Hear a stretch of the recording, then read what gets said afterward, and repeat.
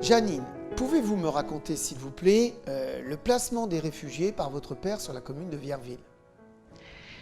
Eh bien, le souvenir que j'en ai, c'est que mon père s'était débrouillé pour pouvoir les installer dans les villas qui étaient vides à cette époque-là. Et je me rappelle en particulier d'une maman et de sa petite fille qui étaient juives. Et la maman aurait aimé laisser sa petite fille chez nous. Et je m'en souviens parce qu'à l'époque, j'aspirais à avoir ou un petit frère, une petite sœur, et j'aurais été ravie qu'on la garde. Je pense qu'à ce moment-là, on ne savait pas ce qui attendait les Juives. Mes parents n'ont pas voulu et je les regrettais après. Avant l'occupation, avant l'arrivée des Allemands, un soir à la maison, il est arrivé deux bonnes sœurs, hein, comme ça, qu'elles arrivaient, qui demandaient l'hospitalité naturellement. Elles n'avaient rien à manger, enfin, elles ont mangé avec nous à table, tout bon, c'est très bien. Elles ont dormi là aussi. Et puis le lendemain matin, elles sont reparties. Hein. C'était des réfugiés, je racontais leur histoire. Et ma mère, quand même, s'est aperçue. Elle a dit, mais c'est bizarre, ces bonnes sœurs, elles ont de la barbe. Hein, ouais, comme ils n'étaient pas rasés de près, sûrement, et tout. Bon, c'est parti comme ça. Mais je pense que c'était déjà des espions qui exploraient un peu la région à l'époque, quoi.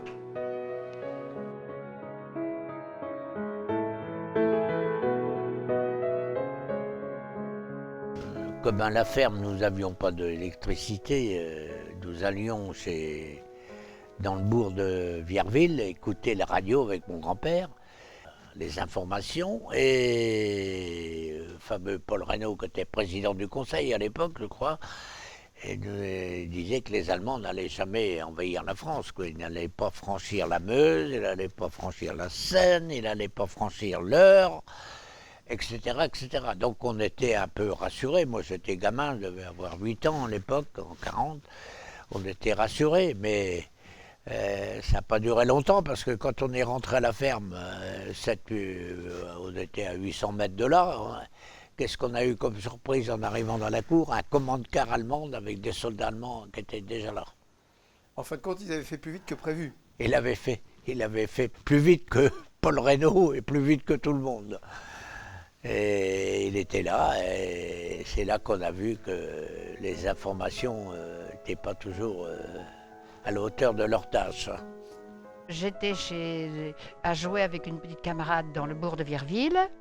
Et tout d'un coup, la maman arrive en disant « Les Allemands arrivent dans le pays, Janine, dépêche-toi, rentre à la maison ». Donc je suis partie, je suis passée devant l'épicerie et déjà il y avait plein d'Allemands qui achetaient des chocolats, etc. pour le distribuer aux enfants. Alors évidemment, je me suis dépêchée de passer, d'autant plus qu'on nous avait bien recommandé que si on rencontrait des Allemands, on ne fallait pas rien accepter de leur part. Et donc je suis rentrée à la maison à ce moment-là.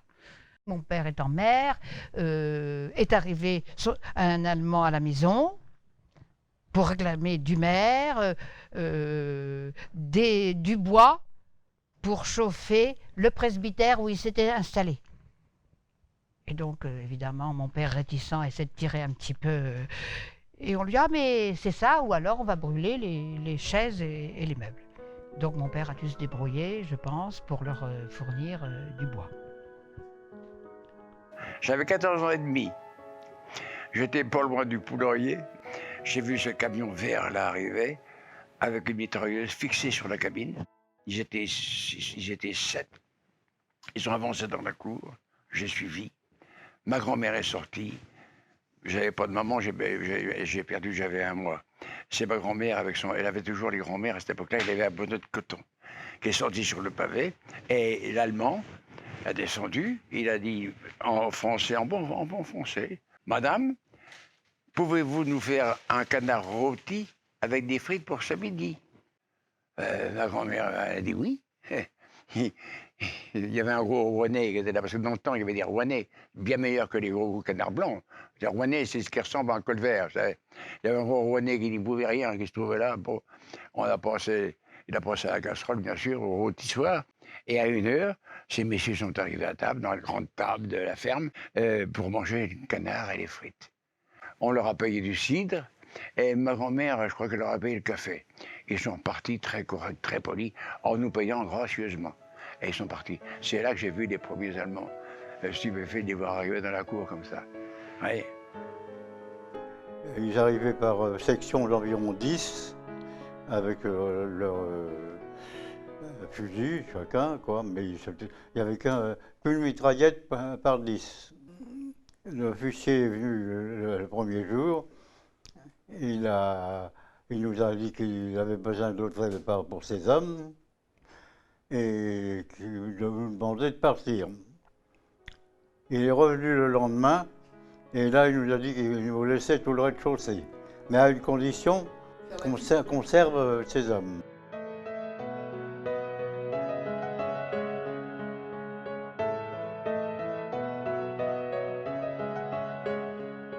Youpi était un chef, on appelait ça chef de colonne. Il était à Anglesqueville, dans un champ à Anglesqueville, et son rôle à lui, c'était, je crois, de faire, de transbahuter les marchandises, l'essence et tout ça, de fournir tout ça. Et donc c'est par son intermédiaire que papa obtenait pour le docteur Lehoux, le vétérinaire et tout ce qui s'ensuit, de l'essence, du charbon pour les gens du pays pour se chauffer. Je crois aussi qu'il avait obtenu un voyage en camion par semaine pour la population de Vierville pour aller à Bayeux. Et pour tout dire, Youpi n'était pas du tout pour Hitler. Youpi, il a joué un rôle... Il a aidé, en fin de compte. Il a aidé. Les populations françaises. Les populations françaises. Sur les sollicitations de votre oui, père. et je pense aussi qu'il a joué un rôle pour aller cacher Lily Marie, qui était un garçon qui devait partir au travail obligatoire. Et un de ceux qu'on a essayé de cacher, il a dû, avec un camion, l'emmener du côté de Cherbourg pour le cacher. Dans les hivers 40, l'hiver 40 et 41, mais surtout l'hiver 40, on mettait des haranguières. Hein, et on avait le droit qu'à partir à la mer à partir de 8 heures. Et alors, les Allemands remontaient de la mer quand il y avait beaucoup de harengs dans des lessives. Donc vous posiez les haranguières, Oui, les Allemands allaient servir dans les haranguières, voilà. et quand vous y alliez, vos haranguières, elles étaient à moitié vides. Ah ben, forcément. Les Allemands s'étaient achetés un troupeau de vaches, ils les triaient et ils voulaient faire leur crème, leur beurre. Donc il fallait une écrémeuse, une baratte. Au demeurant, ils avaient d'abord pensé aller chez Madame Ouivet, mais comme elle était femme toute seule, papa a dit elle va être embêtée avec tout ça, venez donc chez moi. Donc ils venaient tous les jours chez nous, écrémer le lait, et à la fin de la semaine, baratter le beurre. Alors évidemment, c'est là que, avec Narcisse qui travaillait à la ferme, qui n'était papa à la ferme, à la fin de la semaine, je veux dire piquait, c'est pas très bien, je ne trouve pas le mot autrement, un peu de beurre pour donner aux familles nombreuses du coin, etc. et ainsi de suite. Ce qui les a un peu gênés et inquiétés le jour où la baratte étant tombée en panne, ils ont été obligés d'aller faire le beurre en face. Et alors, leur gros problème, ça a été il fallait absolument qu'en face, il n'y ait pas plus de beurre qu'il n'y en avait chez nous. Donc, ils ont dû se débrouiller, je pense, pour le faire. Eh bien, moi, je voyais tous les jours cet Allemand qui venait, qui avait des bons contacts avec les enfants. Et un jour que je revenais de l'école, maman me dit, il y a, je ne sais plus son nom, qui est couché dans le champ derrière parce qu'il y a une vaccination à la commandanture. Il veut y échapper. Il dit si on vient me chercher, vous dites que je ne suis pas là. Il laisse son fusil dans la maison et puis Et il est parti. Et moi, qu'est-ce qui m'a pris par la tête? J'ai dit une gamine, hop, je m'en vais dans le champ, et puis je lui fais « Tommy !» Oh. Alors il s'est levé, puis il m'a fait « Oh là là !» Les Allemands réquisitionnaient la charrette qui servait à traire les vaches avec l'âne tous les jeudis. Et peut-être ils réquisitionnaient les autres jours, mais le jeudi, il n'y avait pas d'école. Alors moi, j'allais avec lui, tout content, il m'emmenait sur la charrette, dont la photo prise devant à la sortie de Vierville, de la côte, le seul accès à la plage qu'il y avait à ce moment-là. Et on allait à l'hôtel du casino chercher le ravitaillement pour les postes avancés. Et au casino, il y avait, je crois que c'était un lieutenant, un monsieur, parce qu'il faut dire que les Allemands, les trois quarts de la Wehrmacht, c'était des gens comme tout le monde, qui étaient très, très sociables, très polis, qui n'étaient pas tellement guerriers, je pense. Et ces lieutenants m'interrogeaient. Ils m'apprenaient l'allemand. Paul, alors il m'apprenait à compter, 1, 2, 3, 4, 5. Maintenant, je sais compter jusqu'à 10 000 en allemand. Je m'empressais de bien répondre parce que si je répondais bien, il me donnait des fruits. Il avait les mains dans le dos, il me donnait des fruits. Il n'y a pas eu 4 années d'occupation. Il y a eu surtout 42, 43. Et par intermittence. Ils étaient là quelques mois, ils repartaient, ça changeait. Et il y en a qui ont été plus longtemps. Les officiers étaient dans les chambres en haut, réquisitionnés. Ils étaient une trentaine dans la cour. Il y en avait dans les granges. Il y avait au bord de la route 2 sentinelles, ne rentraient pas qui voulait. Fallait montrer les papiers. Les sentinelles étaient à la maison. Au porche, ils gardaient l'entrée. Et il faisait beaucoup de manœuvres aussi. Je me rappelle encore dans la cour, ils étaient une trentaine, j'entends encore les talons. Et quand ils faisaient un rassemblement, ils étaient une trentaine, ils présentaient armes. Alors là, j'ai encore ça dans les oreilles. J'ai entendu « Das Ikevir !» Oh, je vais rester là-bas. Et puis après, ils partaient avec le pandois, aïe, aïe, oh, tout ça. Je m'amusais à les voir faire des exercices, souvent dans la cour. Ce gars-là, c'était un Allemand, bien sûr. Et il venait souvent à la maison chercher du lait. Et il était tireur d'élite à un point que j'allais avec lui, il m'emmenait à la chasse aux lapins, dans les champs derrière. Et il tirait les lapins avec son Moser. Il les tirait à la course, quoi. Et à tel point qu'un jour, on était avec mon frère dans la cour, il y avait un moineau sur le fil électrique, et il était à 30-40 mètres de là, il a abattu le moineau avec son fusil, quoi. C'était un vrai tireur d'élite. Et ce gars-là, est-ce qu'il était jeune, ma mère avait 34 ans aussi, est-ce qu'il a... Et mon oncle qui s'occupait de la ferme aussi, n'aimait pas les Allemands. Je pense est-ce qu'il est venu à la ferme pour mon oncle ou pour ma mère? Il a fait le bordel, quoi. Il s'est amené avec son fusil, il a tambouriné à la porte et mon oncle a ouvert et tout de suite il a pris le fusil, il l'a empêché de tirer et il l'a ceinturé. Mon oncle était très costaud et nous on couchait dans les chambres au-dessus. Ma mère s'est levée, tout ça, branle-bas. Et elle est partie chercher le monsieur Dubois. Et mon frère est parti à la suite. Et moi, je suis resté tout seul dans la chambre. J'ai jamais eu si peur de ma vie. Et quand je suis descendu, j'ai réussi à passer. Et mon oncle était là en tenant l'Allemand sur ses genoux avec sa baïonnette. Avec la baïonnette allemande ne coupe pas d'un côté. Alors il le tenait comme ça. Et moi, je suis parti chez les Dubois. Et après, ils sont revenus, ils ont ceinturé l'Allemand, ils l'ont attaché à la rampe de l'escalier avec une corde. Et il a réussi à se détacher et à filer. Et ensuite, le lendemain, ils ont été redonner le fusil, parce qu'il avait oublié son fusil à la baïonnette.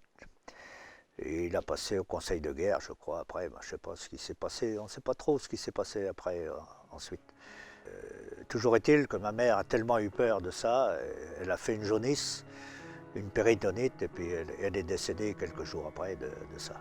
Voilà.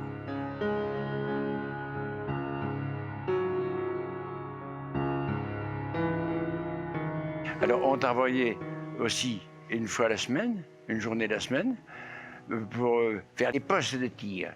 Dans les virages, dans un virage, il faisait creuser. Et je me rappelle, un jour, il y a un Allemand qui est arrivé, il m'a dit, il s'est mis à genoux, il a dit 10 cm plus bas. Et on a fait 10 cm creuser, 8 cm, et on faisait des postes de tir. Puis alors on charriait des asperges rommel, c'était des ronds arbres, une indigestion de passe-partout. Alors c'était enrichissant, je vais vous dire. Il fallait casser les passe-partout. Une fois tombés, il fallait les charrier. On les charriait avec un diable. C'était un diable, c'était de grandes roues de charrette avec une grande flèche. Quand on levait, ça faisait une pesée.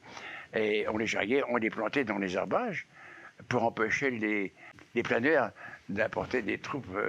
Je n'ai pas compris parce que en Normandie, il y a cédé pour les empêcher, mais enfin bref, il fallait bien occuper la troupe. Et surtout les autres nous autres. Et bien, autrement, ça s'est bien passé. On a eu la chance, une grande chance, de ne pas avoir affaire à la Gestapo, ni au SS. Personne. J'ai été réquisitionné avec, on était au moins 5, pour faire un abri pour le commandant. Un blocos. Un blocos. Et c'était où ça? C'était dans le haut du pays, Dans le Haut-de-Saint-Laurent. dans le haut de Saint-Laurent. Est-ce que vous pouvez m'expliquer comment ça se passait? Ah ben, ça se passait avec des cailloux de la mer et du sable de la mer, et puis alors du ciment qui a été mélangé avec, hein, et on a réussi à monter ce blocos là. Alors Pierre, est-ce que tu peux nous raconter les mines sur les asperges rommel sur la plage à Omaha? Oui. Oui, ben alors donc on était un peu réquisitionnés, on va le dire. Enfin, c'est pas moi personnellement, c'était mon père, mais je le remplaçais. Hein. Et on partait donc avec un tombereau, les mines, enfin tout ce qu'il fallait, quoi. Et puis on passait là, mais ça aussi se faisait la nuit. Hein. Et alors donc on posait la mine sur l'arbre, quoi, sur l'asperge, le ligaturait parce que le laiton était tout prêt, tout était prêt. Hein, on mettait le détonateur et le bouchon dessus. Mais j'ai quand même eu peur un jour parce que, d'ailleurs c'était ici à Colleville que je me trouvais, et il y a 2 avions qui sont passés et qui ont mitraillé toute la falaise, tout le long de la falaise. Et c'est vraiment impressionnant quand on est seul en mer comme ça. Hein. Mais enfin, ils sont passés qu'une fois. Alors, et puis une fois que... Alors l'avantage... que l'on avait, c'est-à-dire qu'on leur donnait un petit coup de main, quand on avait fini, on rentrait. Tu te rappelles comment ils plantaient les asperges, les bouts de bois? Oui, ah oui, je les ai vus faire, mais de jour, pas la nuit. C'était en principe les pompiers de Trévière qui passaient avec leur lance, je ne me rappelle pas ce qu'ils avaient comme pompe pour le faire, mais enfin. Et en même temps, ils levaient l'arbre, et l'arbre s'enfonçait tout seul dans le sable.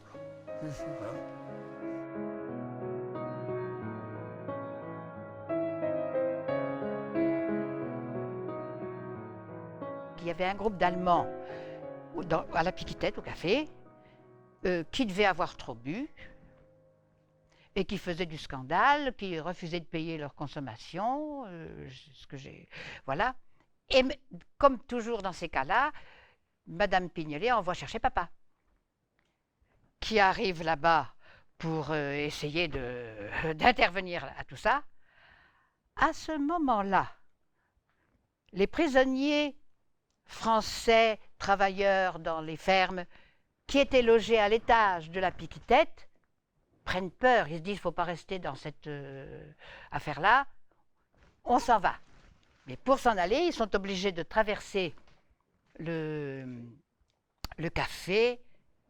Et alors, c'est à ce moment-là que ça a dégénéré. De quelle façon, je ne sais pas. C'est là qu'on a arrêté papa, à la prison de Caen.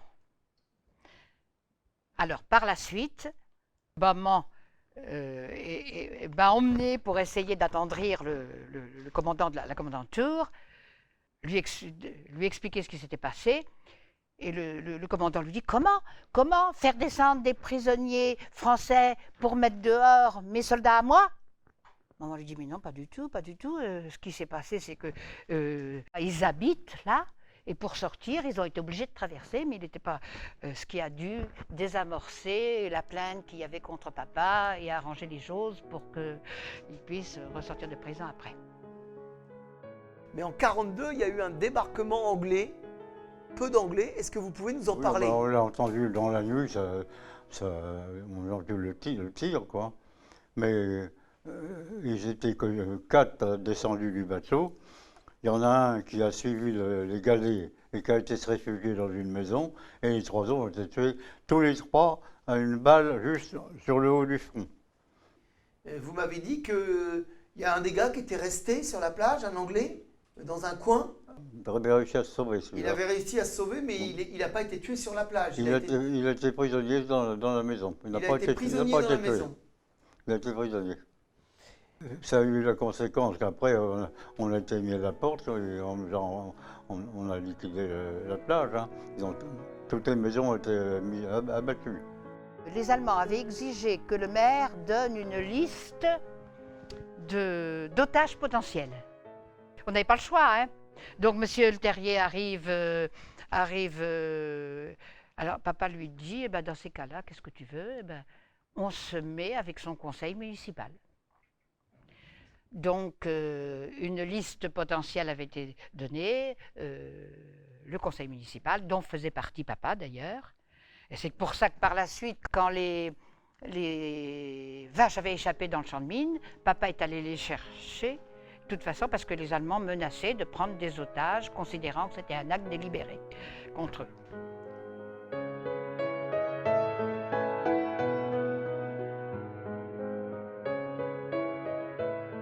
Alors, on était quelques jours avant le débarquement et vous avez assisté régulièrement au mitraillage aérien du sémaphore sur Anglescoville. Est-ce que vous pouvez, Pierre et Paul, nous raconter qu'est-ce qui se passait à ce moment-là, dans les jours avant le débarquement? Oui. Bon, il faut dire qu'on était un peu habitués à voir les avions passer, tous ces chasseurs qui rentraient, mais qui ne s'occupaient de rien du tout, sauf la DCA allemande qui tirait dessus, mais enfin ça. Et un jour, à notre surprise, ils sont arrivés plus bas que d'habitude et ils ont mitraillé carrément le sémaphore, quoi. Et naturellement, ils passaient quoi, 10 ou 15 mètres au-dessus de nous. Hein. Et bon, ça fait tout un effet, quoi. Hein, et ça a duré quand même pas mal de temps. Hein. Et donc après, le gars Paul, il s'est amusé à ramasser toutes les douilles qu'il a trouvées, parce que les douilles tombaient en même temps. Il y a une petite anecdote, c'est ta mère disait on peut être mitraillé, je sauterai jamais dans les buissons, parce que ta mère était très coquette. Oui. Et le premier mitraillage, le premier pack d'orties qu'elle a trouvé, elle a sauté dedans. Ah ouais, c'était l'anecdote de mon père qui disait qu'il avait fait la débâcle. Et qui disait, oh là, quand il arrive à un truc comme ça, on saute n'importe où et tout. Même qu'il y ait des orties ou ronces, ça fait rien. Oh, ma mère dira non, hein, le premier truc qu'elle a fait, c'était ça. Elle sautait dedans. C'était impressionnant la première fois. Oui. Et la première fois, c'est le jour où la bombe est tombée à Ras-la-Ferme. Oui. Un avion qui est passé, qui devait rester dans la soute une bombe. Et la bombe, c'était pas une petite, elle est tombée à 20 mètres de la ferme. Oui, à peu près. Il y avait un trou énorme. Et on dormait tous les deux. On dormait dans le même lit. Hein, on l'a jamais entendu. On n'a rien entendu, nous. Il n'y avait plus de carreaux à la fenêtre, mais on n'a rien entendu. Plus rien. La bonne arrive, sa mère, il faut se lever, bombardement. Alors on est tous partis dans le champ en face encore. Et moi, la bonne m'a enfilé mon pantalon court, mais les deux jambes dans la même. Alors, je ne pouvais plus avancer, j'étais resté à la traîne. Ah oui.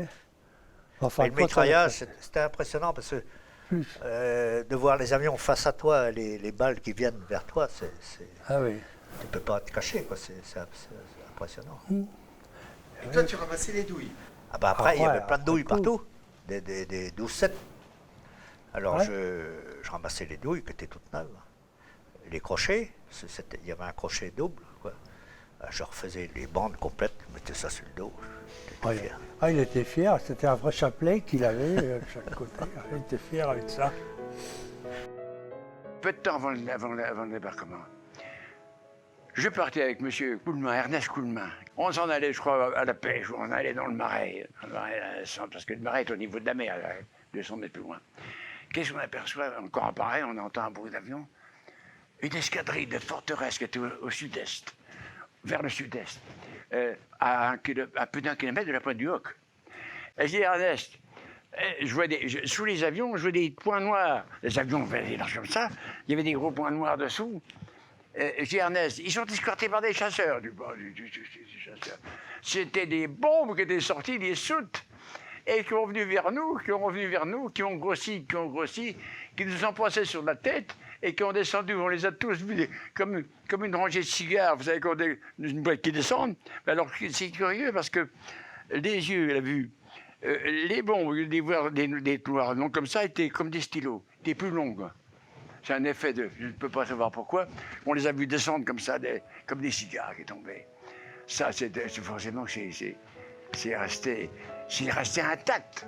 Janine, pouvez-vous me raconter quand vous avez compris, quand il y a eu un changement d'ambiance juste avant le débarquement avec les soldats allemands? Comment vous avez ressenti ça? J'ai l'impression même d'encore ressentir aujourd'hui, c'est que l'atmosphère autour de nous s'alourdissait. Je suis même étonnée qu'une petite fille avait cette impression de malaise. Quand on sentait passer les bombardiers qui partaient vers l'Allemagne, etc., avec le ronronnement, etc. Puis les bombardements, le mitraillage des blocos derrière chez nous de plus en plus souvent, même passant sur notre tête quand on était dans la route pour aller bombarder derrière chez nous. Et puis l'attitude des Allemands qui avaient peur, d'où par exemple cet Allemand qui un jour, entendant un avion sur la route de Grand Camp, alors qu'on était avec monsieur Igouve dans une voiture à cheval, s'était précipité dans le fossé pour se cacher. Tout ça, c'était quelque chose qui était de plus en plus fréquent, qui s'intensifiait. Puis les bombardements. Alors les derniers jours, il y a eu des bombardements sur Saint-Lô, sur tout ça. Le dimanche de notre communion, le soir de la communion, il n'y avait plus d'électricité à cause des bombardements. Et on entendait ça sur Saint-Lô, etc. À tel point que le lundi matin, il y a toujours ce qu'on appelle la messe d'action de grâce après la communion, où on va en procession à la croix. La croix se trouvant être dans le cimetière, à l'extérieur. Et le prêtre, le curé, nous a dit, eh bien écoutez, aujourd'hui, exceptionnellement, on ne va pas sortir en procession dehors, étant donné tout ce qui se passe, et on va rester faire les prières à l'intérieur.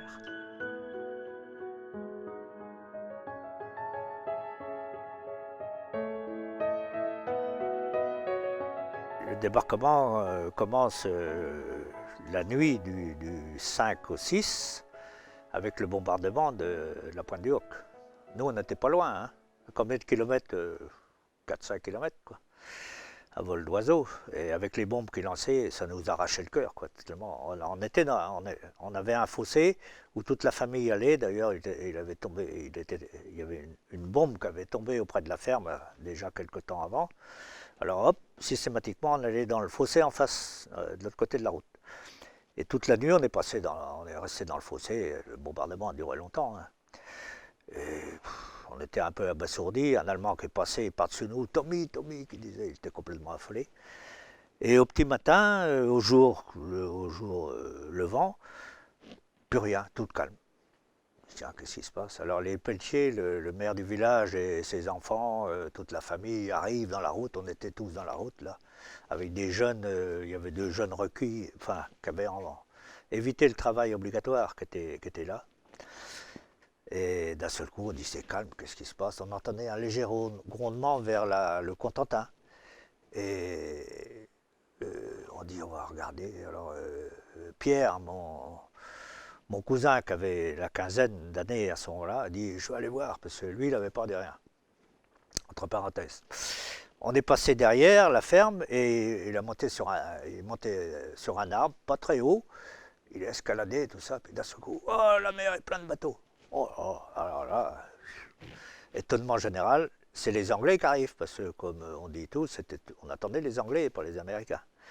Alors il est descendu de l'arbre, à peine il avait descendu, ça a commencé à tirer. Alors là, on est reparti dans le champ d'en face, la pièce d'en face qu'on appelait, et tous à l'abri, mais on était en ligne de mire de la côte, donc ça allait pas. Alors on est reparti, on a vu, il y avait un fagotier chez le Pelletier à côté, on dit on va aller à l'abri du fagotier.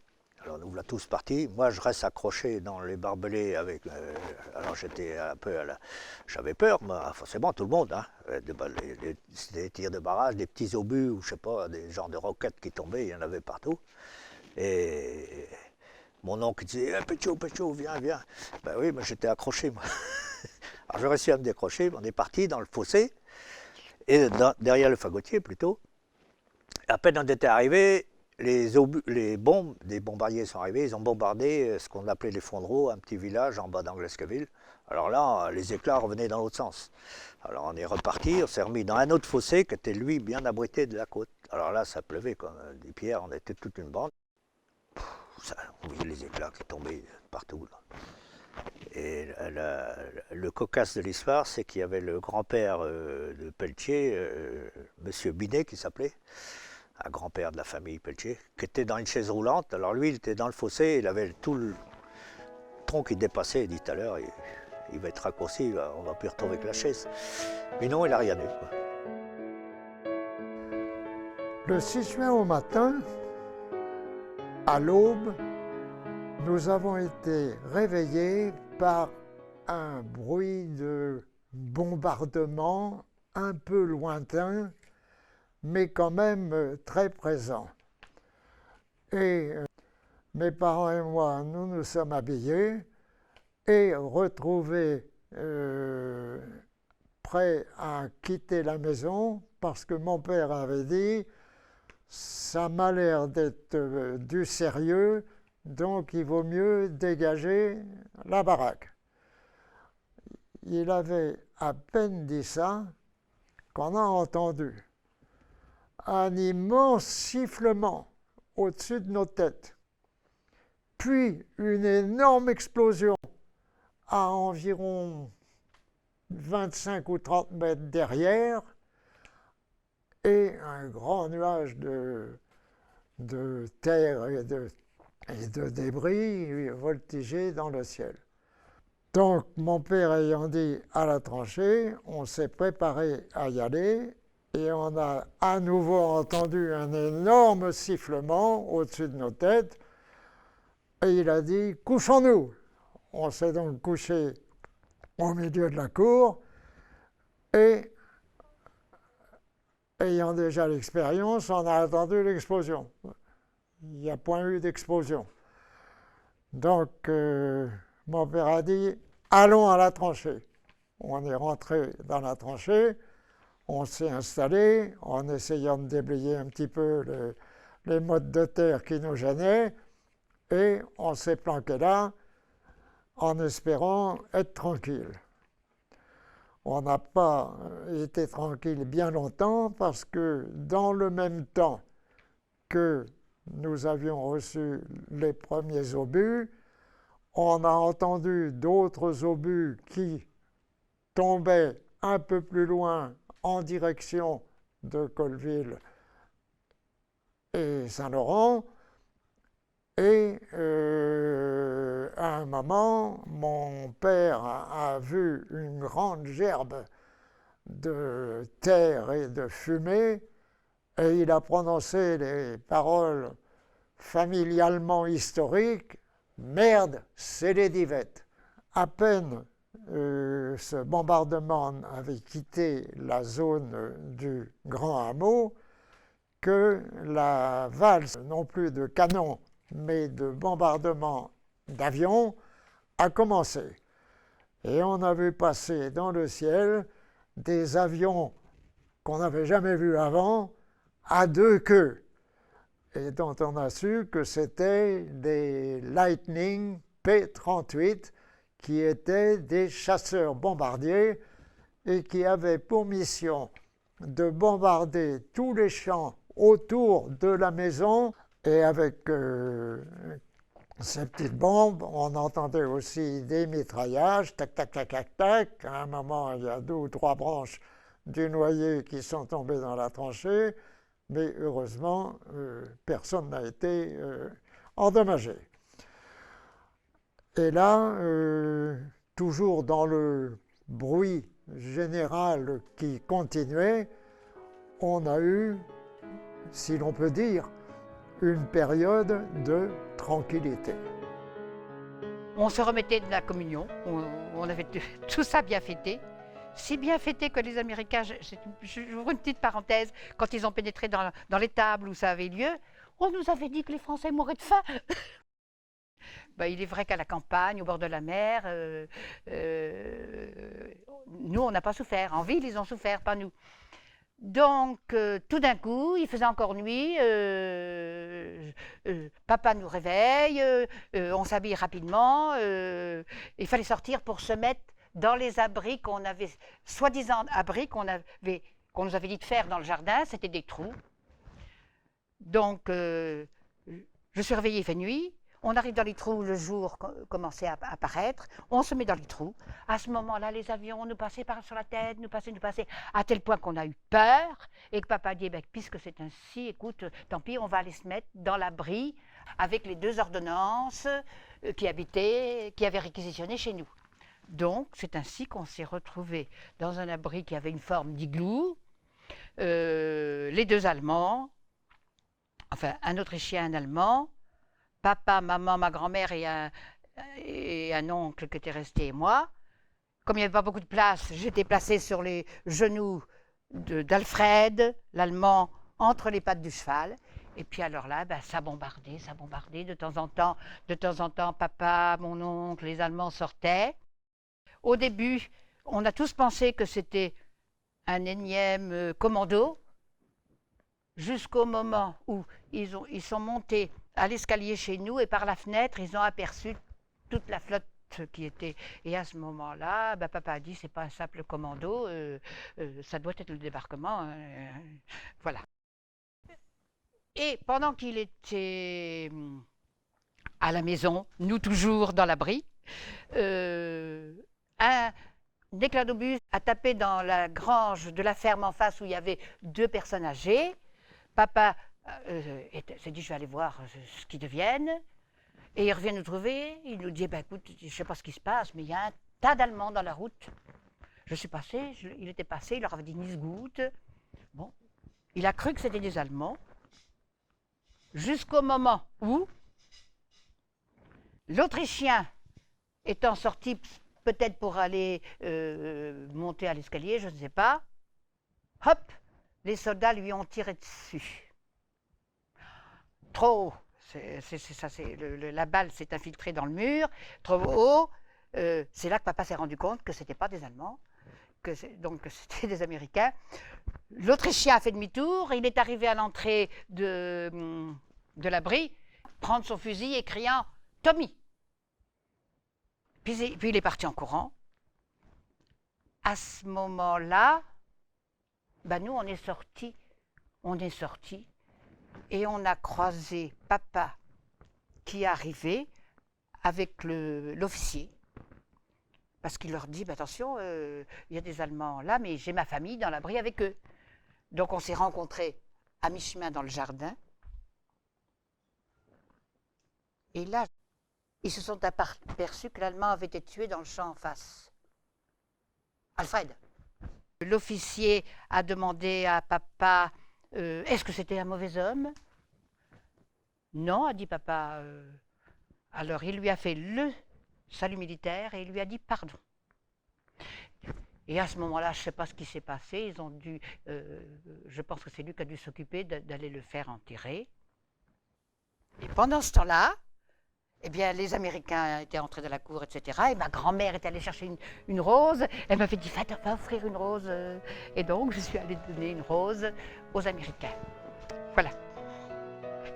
Cette nuit-là, mon père n'avait pas dormi. L'atmosphère était lourde, je ne peux pas vous dire pourquoi. Enfin, moi j'étais encore dans le lit sur le matin, il faisait encore nuit. Et mon père m'a réveillé, il m'a dit, Jean, tu dors, réveille-toi, il y a le feu à la pointe du Hoc. Parce que nous, on était à l'arrière du château, au nord du château. Et il y avait une fenêtre. Ah ben j'ai dit oui. Alors on sort dehors pour aller voir dans l'herbage. Mais dehors, il y avait dans la cour, c'était éclairé aussi. Par derrière, de l'autre côté du pressoir. Ça venait de l'autre côté, il y avait le feu partout, je crois de le dire. On est donc traversé le pressoir, on ouvre la porte, et en face de nous, loin comme d'ici, 5-6 mètres, il y avait un gros piquet, c'était un gros piquet, avec une grosse fusée, grosse comme ça, qui faisait 2 mètres de haut, une grosse flamme jaune, comme ça, qui éclairait. Oh, ça peut durer longtemps après. Entre parenthèses, c'était pour indiquer les bombardiers, pour indiquer où il faut qu'ils lâchent les bombes. Ça, on s'en est aperçu parce que peu de temps après, c'était le fracas. Je ne sais pas comment on n'est pas mis sourd. Il est tombé sur 30 hectares chez nous, 32 hectares, il est tombé 230 bombes. 230 bombes. Sur la photo là, les flèches, ça c'est les théâtres sont à 150 mètres au bord de la mer de la pointe du Hoc. On était arrosés. Et chez nous, il y avait 3 bombes dans le jardin. Il y en avait, le salle à manger était détruite. À côté du pressoir, la cave à côté était détruite. Il y avait des bombes partout. Alors ça a fini, je ne peux pas vous dire le temps que ça a duré le bombardement. Un certain temps, comme disait Fernand Renaud. Un certain temps. Ça s'est arrêté. Ça s'est arrêté. Et là, mon père n'a rien dit. Je sais, moi, j'avais un genou qui tremblait. Je me rappelle de ça, je ne sais pas pourquoi. J'avais un genou qui tremblait. Je ne peux pas dire que j'ai eu peur. Je ne me rendais pas compte. On a sorti dehors, le silence total. Je dis, mais on est sourd. Après un paraboué, on est sourd. Une odeur de poudre. On aperçoit. Alors là, plus de salle à manger. Là, plus de toiture. Plus de grange en face, plus d'écurie, plus rien, plus de cave, tout détruit. Partout. On était je veux dire, des morts vivants. On est rentré dans la maison parce que le côté sud de la façade n'avait pas bougé. On est rentré. Quand j'ai rentré dans notre chambre, parce que je couchais avec mon père était à droite et moi dans le fond, ben, j'ai aperçu encore un bout de drap, mais mon lit était couvert de moellons, était écrasé par des moellons. Il y a une bombe de 30 mètres de diamètre derrière la maison qui avait éventré le château. Et j'aurais été resté dans le lit, je ne serais plus là, bien sûr. Pas tellement longtemps après, je ne peux pas vous dire si un quart d'heure ou 20 minutes, tout d'un coup, les canons, ils se mettent en route. Bam, bam, des canons. Alors mon père, qui a fait la guerre de 14, aussitôt, il a dit, mais c'est l'artillerie de marine, il y a des bateaux. Ils vont foutre le château en l'air. Vite, il faut partir, on ne peut pas rester là. Il faut aller se mettre à l'abri. Alors, naturellement, il y avait une employée qui était avec nous. Et on prend le panier, il y avait des grands paniers à provisions longtemps avec une baguette comme elle était dedans. On avait le jambon, du cidre, la couverture, et tout ça en catastrophe, parce que ça tirait toujours. Et on sort avec le sac chargé comme on pouvait, les couvertures, les machins, tout ça. Et on arrive, on sort sur le pavé de la maison, au château. Qu'est-ce qu'on va arriver? Pauvre vieille dame de plus de 80 ans. Elle venait pour se réfugier chez nous. Elle tombait bien. J'ai dit, ben oui, elle a vu ça. Et j'ai dit, nous, on s'en va là-bas. Et vous voulez venir avec nous? Bien, elle est venue avec nous. On a traversé la route. En traversant la route, à droite, la jument avec qui je labourais, une belle percheronne qui pesait peut-être 700 kilos. Elle avait été propulsée par-dessus la haie. Elle était dans le milieu de la route. À gauche, c'était le mur du jardin qui entravait la route. La route était bouclée, était bouchée par le mur du jardin. Alors, naturellement, on est parti vite dans la descente, puisque 200 mètres plus loin, au marais, on est au niveau de la mer. Donc, on se trouvait à l'abri de tout tir. On est parti dans l'herbage en face pour aller dans le marais. J'avais pas fait 30 mètres dans l'herbage en face de la maison. Et mon père était à ma gauche. Entre mon père et moi, tout d'un coup, j'ai un éclat d'obus qui me passe à ras des oreilles et qui tombe à 2,50 m là, au soulier. Là. Donc, ça fumait dans l'herbe. On n'a pas arrêté, bien sûr, mais on voit ça. Il a fait chut. Alors là, vous savez, j'ai entendu dire, moi j'ai pas fait la guerre, j'ai entendu dire que les balles, que ça siffle, les balles. Bon, j'ai lu, et je sais qu'une balle, ça siffle. Mais je peux vous dire que moi j'ai l'ouïe et la vue. Hein. Moi, je peux vous dire qu'un éclat d'obus, ça siffle pas. Hein. Ça vous découpe l'air. C'est comme avec un couteau. Et tac, il a rentré dans terre et l'herbe a été brûlée. Ça fait une fumée haute comme ça. J'ai pas arrêté, je l'ai vu, j'ai pas arrêté, j'ai parti. On s'est mis, aussitôt, par instinctif, c'est normal, on s'est mis, je me suis mis, il y avait un oreiller ou une couverture sur la nuque, puis on est parti le plus vite possible dans la descente.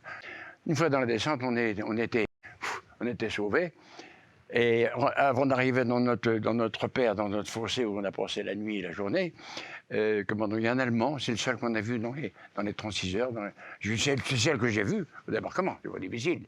Mais le débarquement, le jour après, il est venu vers nous, il s'est dérangé d'une trentaine de mètres, il est venu vers nous, il nous a dit « Oh, boum, boum, grand malheur, la guerre est bientôt finie. » Il était plus ou moins défiguré, il est parti au bord de la rivière.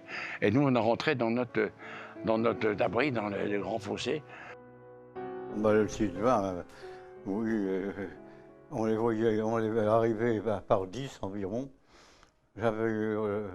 J'étais monté dans le grenier de la maison, il y avait une trappe, et par la trappe, je voyais les Américains arriver dans les terres. Ils avaient des casques avec des branchailles sur la tête. Aux alentours de 8-9 heures, on a vu arriver mon oncle et sa femme venant des Divettes, qui avaient traversé par les champs derrière la maison. Ils n'étaient pas plus loin que 250 ou 300 mètres de chez nous. Et on a bien sûr été tous follement joyeux de voir qu'on était vivants, survivants, eux comme nous. Et il nous a dit que les 20 bêtes qu'il avait dans le champ avaient toutes été tuées, qu'eux-mêmes avaient eu la chance de leur vie parce que, en entendant, comme nous l'avions fait, le premier bombardement, ils étaient vivement montés dans la tourelle des Divettes, d'où on peut voir la mer. Et du haut de la tourelle où on voyait la mer, ils ont pu voir, a dit mon oncle en plaisantant, le coup de départ des 2 obus qui ont coupé les Divettes en 2 morceaux, car c'était des gros obus de marine. À ce sujet, il nous a dit qu'on avait eu la chance de notre vie parce qu'il y avait derrière la maison, de l'autre côté du terrain, de l'autre côté du chemin, un immense cratère dans lequel on aurait pu mettre la maison en entier. Et à côté, planté dans le talus du chemin, un obus de marine. Et il a dit c'était du gros, et comme il avait fait la guerre de 14, il a dit ça pouvait être du 380. Et vous avez eu du pot, il n'a pas explosé. Parce qu'il était vraiment tout près de la maison où vous étiez. Il était à 15 mètres de la maison. Alors, ensuite, le temps a un petit peu passé. Je crois me souvenir que mon oncle a même dit est-ce qu'il y a un petit peu de café chez vous? Parce qu'on n'a pas pu manger ce matin. On lui a dit nous non plus. Tout le monde a été boire un coup de café, c'est-à-dire de l'orge grillée, puisque c'était ça qu'on prenait pour remplacer le café. Les premiers Américains qui sont arrivés à la ferme, je pense que c'était vers le 6 juin, vers 10h30 le matin, du 6 juin. Et apparemment, moi, j'étais gamin encore, parce que j'avais 12 ans, 44, ça m'a paru être des Indiens, des peaux-rouges, c'est ce que je dis. Et ils criaient, ils levaient les bras, « America, America !» alors que nous, on attendait des... On ne pensait jamais que c'est... On ne pensait pas aux Américains. On croyait toujours que ça allait être des Anglais. Tommy, mais c'était des Américains. Et de là, ma grand-mère m'a dit, va vite aller avertir ton grand-père et mon oncle Louis qui était en train de creuser l'abri. Et c'est là qu'en arrivant pour les avertir, que j'ai vu qu'on était pris vraiment entre deux feux. D'un côté, il y avait une tranchée où les Allemands reculaient et s'en allaient, et de l'autre côté, on voyait les Américains passer. C'est-à-dire que de notre endroit, on voyait les Allemands et les Américains. Les Allemands nous voyaient, les Américains ne voyaient rien, heureusement. Parce que sinon, on ne serait pas là parce qu'on était pris, on était à 80 mètres de chaque côté, entre deux, on allait être nettoyé de première, là. Et finalement, ils ne se sont pas vus, et ça a été bien pour nous, quoi. Bah, il y avait une maison en face de chez nous. Il y avait la route de Grand Camp Port. Hein. Et alors, de l'autre côté, il y avait une ancienne boucherie. Et dans cet immeuble-là, qui était vide, il y avait un Allemand qui tirait sur les Américains. Donc, en face, il y avait une barrière et un mur. Et il y avait un cadenas. N'ayant pas pu ouvrir la barrière, celui qui avait la mitraillette a voulu passer par-dessus. Et il s'est fait blesser par l'Allemand qui était dans la maison. Et alors, le lieutenant qui commandait la section m'a demandé s'il ne pouvait pas aller chercher la mitraillette qu'il avait. Ouais. Alors, j'ai passé par un trou d'eau. Il y avait un mur avec un trou d'eau de pluie, quoi. Et alors, il lui a fait donner sa mitraillette à moi. Quand j'en suis rentré, l'officier m'a donné un petit signe. Et dans la maison, les fenêtres étaient ouvertes et on voyait l'Allemand qui s'apprêterait à retirer. Ah oui. Alors là, il l'a descendu immédiatement. Ah oui. Elle a été descendue aussi, donc il a vu qu'il allait retirer. Et ça, c'était dans le haut du village de Saint-Laurent. C'est dans le haut, oui. Et ça, c'est le 6 juin. Et ça, c'est le 6 juin. Ça, c'est le 6 juin. C'est Oui. le 6 juin. Ça, c'est le 6 juin.